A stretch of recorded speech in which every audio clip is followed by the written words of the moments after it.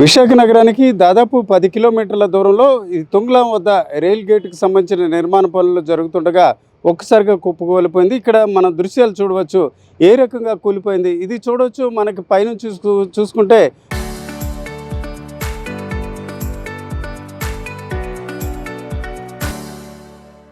Flyover నిర్మాణం జరుగుతుంది. ఇది ఇక్కడ వడ్లపూడి అని కూడా అంటారు.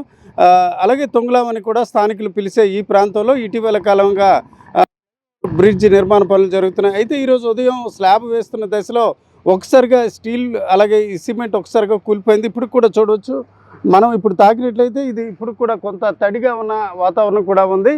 అయితే ప్రధానంగా చూసుకుంటే ఇప్పటికే కొన్ని స్లాబ్లు వేయడం జరిగింది. ఇప్పుడు మనం చూస్తున్న వీటికి ఈ రెండు పిల్లర్స్కి మధ్య ఇప్పుడు స్లాబ్ వేస్తుండగా ఒక్కసారిగా ఐరన్ అలాగే సిమెంట్ కూడా ఇప్పుడు కూడా అంటే దాదాపు 12:30 నుంచి 1 గంట మధ్య ఈ సంఘటన చోటు చేసుకున్నట్టు మనకున్న సమాచారం బట్టి తెలుస్తుంది. ఇప్పుడు కూడా దీనికి సంబంధించిన శిథిలాలు ఉన్నాయి. అయితే ఆ నిర్మాణ సమయంలో దాదాపు 20 మంది వరకు కూడా పనిచేస్తున్నారు. అయితే ఇప్పుడు మనం చూస్తున్న ఈ కూలిపోయిన శిథిలాలన్నీ కూడా దాదాపు 7గురిపై ఒకసారిగా పడిపోవడంతో వీరంతా కూడా క్షతగాత్రులుగా మారారు. అయితే ఇందులో ఒక ఇద్దరి పరిస్థితి మాత్రం విషమంగా ఉంది. అయితే ఒకసారిగా ఊహించిన సంఘటన జరగడంతో ఇతరులు ఎవరైతే అప్పుడు ఈ స్లాబ్ పనులు చేస్తున్నారో ఆ నిర్మాణదారులు అలాగే కాంట్రాక్ట్ సిబ్బంది అలాగే స్థానికులు కూడా ఒకసారిగా సహాయ చర్యలు చేపట్టడం జరిగింది. మీరు చూడొచ్చు ఎక్కడికక్కడ ఎవరైతే క్షతగాత్రులు ఉన్నారో వారి షూస్ ఇట్లాంటి అంశాలు కూడా ఎక్కడికక్కడ మనకి కనిపిస్తున్న దృశ్యాలు ఉన్నాయి. ఇది చూసుకుంటే ఈ బ్రిడ్జ్ నిర్మాణానికి సంబంధించి చాలా కాలంగా స్థానికులు కోరుతున్న పరిస్థితి ఉంది. ఒకవైపు చూసుకుంటే కాపు జగ్గరాజుపేట, మరోవైపు చూసుకుంటే ఆటోనగర్.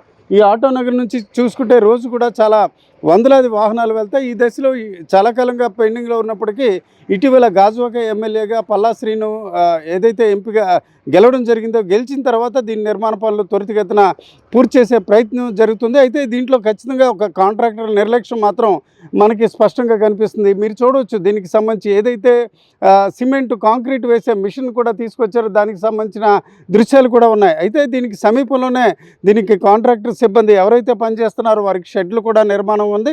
అయితే ఇందులో నిర్మాణదారులు ఏదైతే ఉందో వారు అలాగే రైల్వే సిబ్బంది పర్యవేక్షణ లోపం మాత్రం స్పష్టంగా ఉంది. అదృష్టవశాత్తు కేవలం క్షతగాత్రులు అవడం జరిగింది. అయితే ఇప్పుడు దాదాపుగా 8 నుంచి 9 మంది గాయపడ్డారు. వీరందరినీ కూడా విశాఖలోని ఇక్కడ నేనున్న ప్రాంతానికి దాదాపు కిలోమీటర్ల దూరంలో ఉన్న శీలానగర్లోని కృషి ఐకాన్ ఆసుపత్రికి తరలించడం జరిగింది. అయితే అందులో ఇద్దరు పరిస్థితి విషమంగా ఉంది. మిగిలిన వారిని కూడా అందరికీ వైద్యం అందించే ప్రయత్నం చేస్తున్నారు. సంఘటన స్థలానికి టీడీపీ అధ్యక్షుడు అలాగే గాజువాక ఎమ్మెల్యే పల్లా శ్రీనితో పాటు వైఎస్ఆర్సీపీ నాయకులు దేవన్ రెడ్డి కూడా చేరుకుని ఇక్కడ పరిస్థితిని పరిశీలించిన పరిస్థితి. అయితే స్థానికులు మాత్రం ఎట్టి పరిస్థితుల్లో ఇక్కడ రైల్వేకి సంబంధించిన నిర్లక్ష్యం ఉంది. అలాగే కాంట్రాక్టర్ కూడా బాధ్యత రాహిత్యం వల్ల ఒకసారిగా ఇది ప్రమాదం జరిగింది. అయితే ప్రమాదంలో ఇప్పటివరకు ఎవరు మృతి చెందకపోవడం ఒక రకంగా అదృశ్యమైనప్పుడు కూడా చాలామంది నడుము విరిగిపోవడం అలాగే చేతులు కాళ్ళు విరిగిపోవడం ఇలాంటి ఘటన జరిగింది. వీరందరూ కూడా స్థానికేతరులు కాంట్రాక్టర్లు వేరే ప్రాంతం నుంచి ఇక్కడికి కూలీలను తీసుకొచ్చి ఇక్కడ నిర్మాణ పనులు చేపట్టడం జరిగింది. అయితే దీనిపై ఇప్పటికే రైల్వే విచారణకు ఒక కమిటీ వేయడం జరిగింది. ఎందుకు ఈ సంఘటన జరిగింది అట్లాగే దీనికి కారణాలు ఎవరు అన్న కోణంలో కూడా విచారణ జరుగుతున్న పరిస్థితి మనకు తెలుస్తుంది. కెమెరా పర్సన్ అర్జున్తో రామచంద్రరావు, RTV, గాజువాక నుంచి. 4 రోజుల క్రితం అనకాపల్లిలో, ఈరోజు చూసుకుంటే తుంగ్లాం. ఏం జరుగుతుంది ఈ రైల్వేకి సంబంధించిన ఫ్లైఓవర్ ఫుట్ ఓవర్ బ్రిడ్జ్ నిర్మాణంలో? 4 రోజుల క్రితం చూసుకుంటే అనకాపల్లిలో ఫుట్ ఓవర్ బ్రిడ్జ్ నిర్మాణ పనులు జరుగుతుండగా ఒక్కసారిగా కుప్పకూలిపోయింది. అయితే అదృష్టవశాత్తు ఆ సమయంలో మనుషులు ఎవడో లేకపోవడంతో కేవలం నిర్మాణ సామాగ్రి మాత్రమే కూలిపోయిన పరిస్థితి. ఈరోజు మనం చూసుకుంటే తుంగ్లాం, అది విశాఖ నగరానికి దాదాపు 15 కిలోమీటర్ల దూరంలో ఉన్న ఈ ప్రాంతంలో చూడవచ్చు ఇక్కడ ఎంత భారీ ప్రమాదం జరిగిందో మనం గమనించవచ్చు. ఒక్కసారిగా ఫ్లైఓవర్కి సంబంధించిన అంశాలు కుప్పకూలిపోవడంతో ఇక్కడ క్షతగాత్రులు దాదాపు 9 మంది ఈ శిథిలాల్లో చిక్కుకున్నారు. అందులో 7గురు ఇప్పుడు ఆసుపత్రిలో చికిత్స పొందుతున్నారు. అందులో ఇద్దరు పరిస్థితి విషమం. వీరందరూ కూడా ఉపాధి కోసం వేరే రాష్ట్రం నుంచి వచ్చి ఇక్కడ జీవనం కొనసాగించే క్రమంలో ఇలాగా ఒకసారిగా గాయపడిన పరిస్థితి ఉంది. వీరిలో చాలామంది పరిస్థితి అయితే భిన్నంగా ఉంది. వారు ఒక రకంగా క్షతగాత్రులు అయినప్పుడు కూడా వారి సాధారణ పరిస్థితి రావడానికి చాలా సమయం పట్టే పరిస్థితి ఉంది. ఇప్పుడు మనం చూడవచ్చు ఆర్టీవీ ఎక్స్క్లూజివ్గా ఈ విజువల్స్ అందించే ప్రయత్నం చేస్తుంది. నిజానికి చూసుకుంటే ఎక్కడైనా ఫ్లైఓవర్కి సంబంధించి నిర్మాణ పనులు జరిగినప్పుడు అలాగే స్లాబ్ వేసినప్పుడు కొన్ని జాగ్రత్తలు తీసుకోవాలి. ఏదైతే స్లాబ్ వేసేటప్పుడు అక్కడ సిమెంట్ అలాగే ఐరన్ బరువుకి తగ్గట్టు కూడా కింద ఉన్న ఏదైతే ఎలివేటర్స్ ఇట్లాంటి అంశాలు ఉంటాయో వాటికి పటిష్టంగా వేయాల్సిన పరిస్థితి ఉంది. కానీ ఇక్కడ మనం చూడవచ్చు ఇది ఒక్కసారిగా కుప్పకూలిపోయింది. అలాగే ఇక్కడ ఇంత భారీ నిర్మాణం నిజానికి చూసుకుంటే భారీ వాహనాలు వెళ్ళడానికి అనువుగా ఇక్కడ నిర్మాణం జరగాలి. కానీ నిర్మాణ దశలోనే కూలిపోయిందంటే ఇక్కడ నిర్మాణంలోని నాణ్యత ఎంత ఘోరంగా ఉందన్నది స్పష్టంగా కనిపిస్తుంది. మనం చూడవచ్చు ఈ విజువల్స్లో. అంటే ఇదే అంశం 4 రోజుల క్రితం అనకాపల్లిలో జరిగింది. అక్కడ ఫుట్ ఓవర్ బ్రిడ్జ్ కుప్పకూలిపోయింది. ఈరోజు చూసుకుంటే తొంగులాం వద్ద జరిగింది.